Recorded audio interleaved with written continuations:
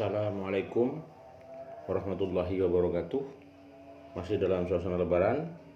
Sebelum saya lanjutkan membahas tentang kebijakan penutupan operasional pasar tradisional, saya ucapkan selamat Hari Raya Idul Fitri, minal aidin wal faidin, mohon maaf lahir dan batin, taqabbalallahu minkum minna wa minkum. Memang tidak mudah membuat kebijakan yang bisa menyenangkan, memuaskan semua orang. Kebijakan pimpinan yang kadang-kadang bertujuan baik bisa saja ditanggapi negatif oleh warganya.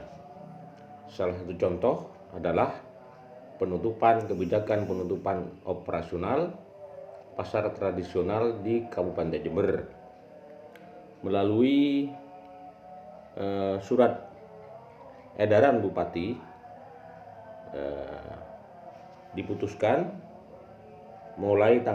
sejak tanggal 23 hingga tanggal 29, berarti ya kira-kira 6 hari, itu 7 hari itu pasar tradisional di Kabupaten Jember ditutup sementara.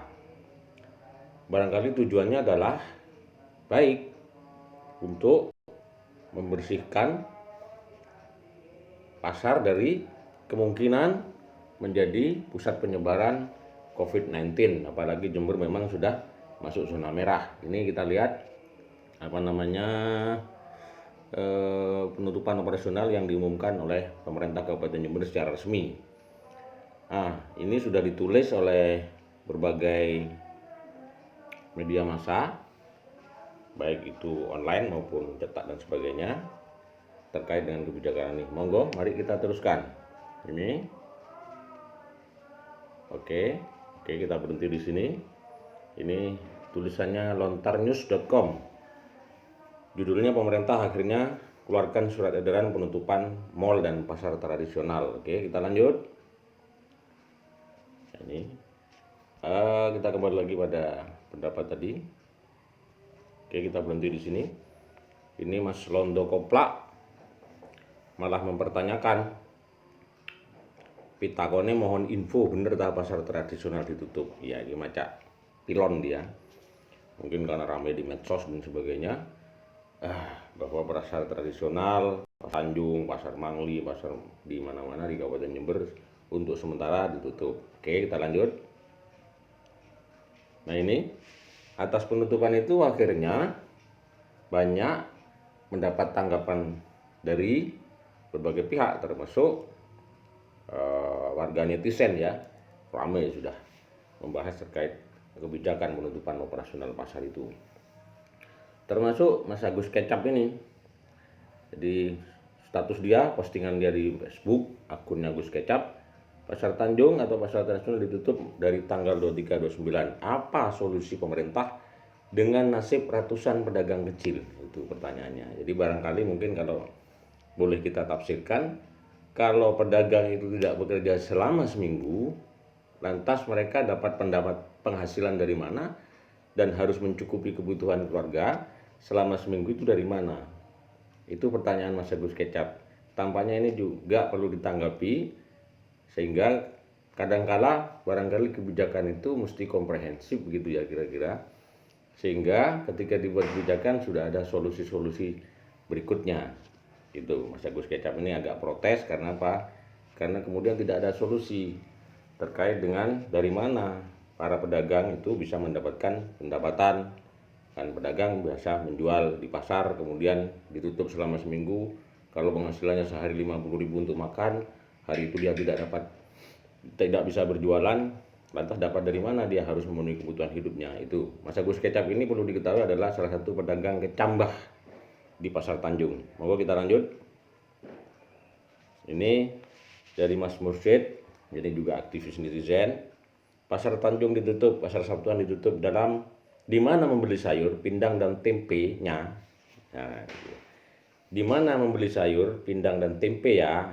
Ini pertanyaannya diakhiri tanda tanya mestinya. Itu lebih menyoroti kepada kalau pedagangnya tidak ada, Lantas konsumen atau warga Jember yang ingin mendapatkan bahan masakan itu dari mana? Itu pertanyaan Mas Mursid gitu ya. Oke. Ya, itu juga pertanyaan saya kira perlu dijawab. Kenapa? Kalau memang harus ditutup pasarnya, lantas solusi bagaimana warga Jember harus memenuhi kebutuhan masak gitu dari mana? Kecuali mungkin kalau di desa sayuran mudah didapat dan sebagainya, atau di laut ikan mudah didapat dan sebagainya. Tetapi mereka yang di kota itu mendapatkan dari mana? Ya tentu itu perlu solusi-solusi. Ini juga mungkin terlewatkan untuk dipikirkan. Oke, kita lanjut. Yang jual buah, yang jual sayur, yang jual ikan dan lain-lain yang udah rusak, apa ada kompensasi ya? Itu lagi-lagi Mas Mursid juga mengkritisi. Artinya pedagang yang tidak boleh berdagang itu selama seminggu itu, apakah kemudian mereka pendapatannya diganti atau ada kompensasi penghasilan bagi pedagang yang tidak bisa berjualan di pasar gitu ya? Itu juga perlu dijawab harusnya. Itu juga kayaknya sepertinya terlewatkan, kita nggak tahu ya. Oke, kita lanjut. Ini juga Ais. Nah, ini Mas Sofyan. Ini sebetulnya Mas Yadi Sofyan. Terus kita lewat. Oke,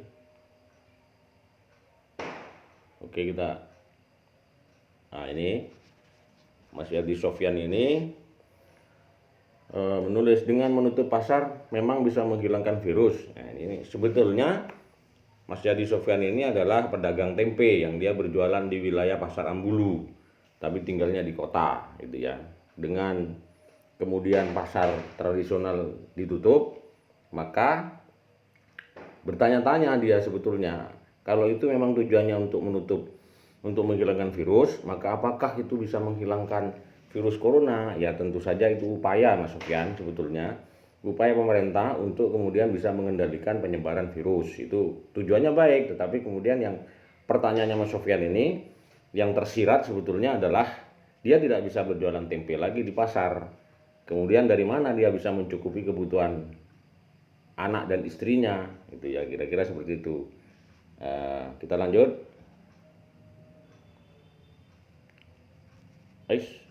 Ya, kita lanjut. Ini dampak dari kemudian ada dirasa ketidakadilan. Ini Suara Indonesia menulis tentang protes pedagang di Kalisat. Ratusan pedagang pasar di Kalisat Jember ancam demo Indomaret. Kenapa? Karena ada pasar tradisional yang ditutup, seluruhnya ditutup. Kemudian ada pasar modern seperti Indomaret dan Alfamart barangkali. Saya nggak tahu Alfamart apa buka apa tidak, saya nggak paham. Kita nggak dapat informasi secukupnya. Tapi ini Suara Indonesia menulis ancam demo Indomaret, berarti yang dibuka ini Indomaret. Kalau memang perlu ditutup, ya ditutup semua. Nah, pedagang Kalisat sebetulnya menyadari bahwa tujuannya kebijakan pemerintah itu baik. Tetapi kemudian dia merasa ada ketidakadilan. Kenapa pasar tradisional ditutup, tetapi kemudian pasar modern tidak ditutup? Itu muncul ketidakadilan. Ketidakadilan itu muncul reaksi, protes, bentuknya seperti itu. Dia mengancam akan mendemo Indomaret kalau itu tidak diperlakukan adil, kayaknya seperti itu ya. Oke, kita lanjut. Oke, berhenti di sini. Pasar tradisional di Kabupaten Jember ditutup. Bisa-bisa masyarakat sakit bukan karena corona, tapi sakit karena busung lapar. Ini ditulis oleh pemilik akun Cakra Semesta. Kita nggak tahu siapa sosok Cakra Semesta ini, tapi kita ambil aja dari Facebook, akun Facebook ini. Mungkin maksudnya ini adalah ketika pasar ditutup, maka akan berdampak kepada susahnya konsumen warga Jember untuk mendapatkan bahan masakan.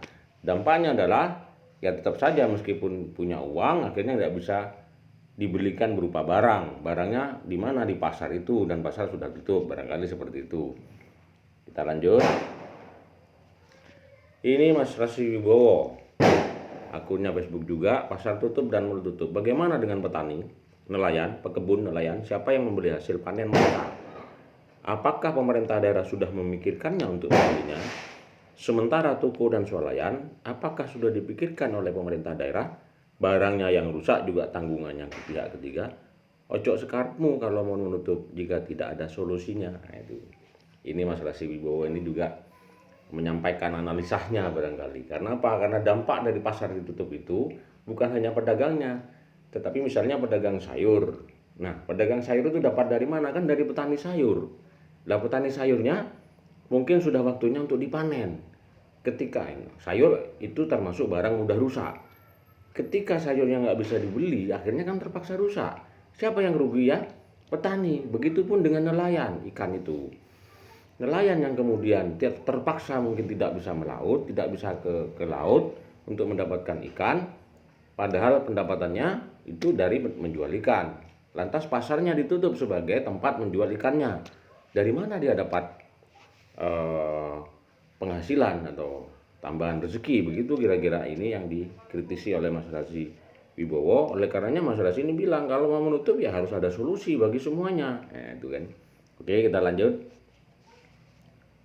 Nih, ini Mas Jumantoro Juba. Ini salah satu, bukan salah satu, ketua HKTI, Himpunan Kerukunan Tani Indonesia Kabupaten Jember, yang juga mensikapi ditutupnya pasar tradisional. Semakin besar pula dampak corona melanda, pasar tradisional ditutup sementara.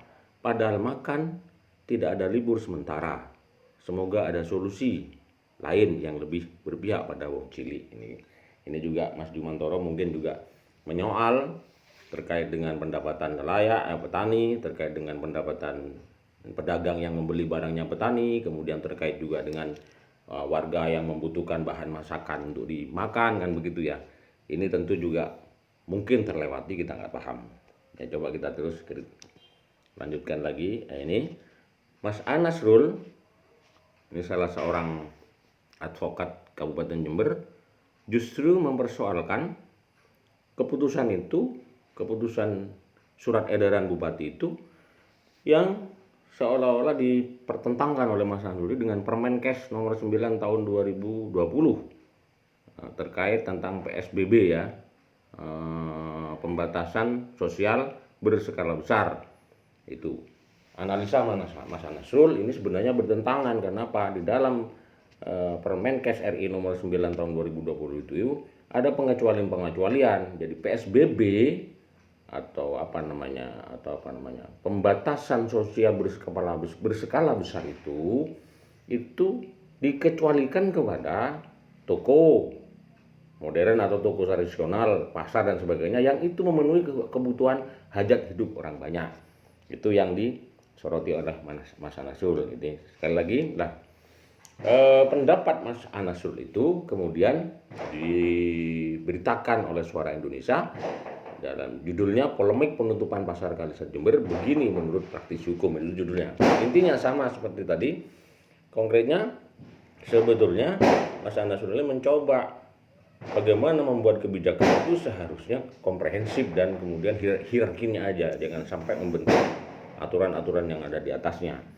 Gitu ya. Artinya apa? Artinya Mas Anasrul ini mencoba sebaiknya mungkin ditinjau ulang itu kebijakan-kebijakan yang kemudian saling berbenturan antara kebijakan daerah dengan kebijakan pusat. Apalagi memang ada pengecualian yang itu kepentingannya untuk memenuhi kebutuhan hajat hidup orang banyak. Meskipun tujuannya adalah baik untuk menanggulangi pemutusan penyebaran COVID-19 gitu ya. Oke. Nah, ini biar saya tidak tampak subjektif dan tidak tampak terlalu menyudutkan kebijakan, itu bukan maksud kami. Ya, kita coba tampilkan pendapatnya Mas Raja Cebong ini. Jadi dia menulis begini, mari kita bacakan saja. Lama-lama negara ini hancur karena ulah bangsanya sendiri yang tidak taat aturan pemerintah.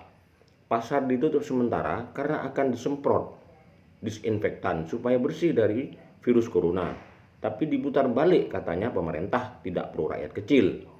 Ntar semua dibebaskan untuk buka usaha, bebas berkumpul, bebas beribadah dan lain-lain. Kemudian klaster-klaster baru meledak. Pemerintah juga yang disalahkan katanya, kurang melindungi rakyatnya. Ya beginilah negara ini. Hancur bukan karena musuh dari luar, tapi karena rakyatnya sendiri yang sok yes. Nah, itu ya.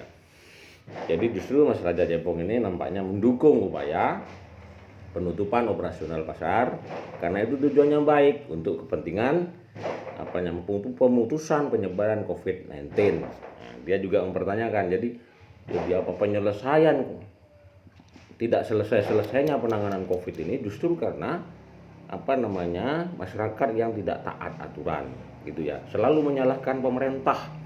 Ya, pokoknya kebijakan pemerintah itu nggak bener, itu maksudnya masyarakat cepongin mungkin begitu ya, sehingga apapun yang dilakukan pemerintah itu selalu salah gitu ya, kira-kira begitu, padahal tujuannya baik gitu. Itu saya coba memberikan semacam perimbangan begitu ya. Jadi saya tidak ingin menyudutkan siapapun, tetapi saya kira apa yang sudah disampaikan oleh warga masyarakat itu tujuannya adalah baik, bagaimana kebijakan itu menjadi komprehensif, seharusnya begitu ya. Jadi kebijakan dibuat berikut solusi-solusinya sehingga tidak menimbulkan polemik yang berkelanjutan.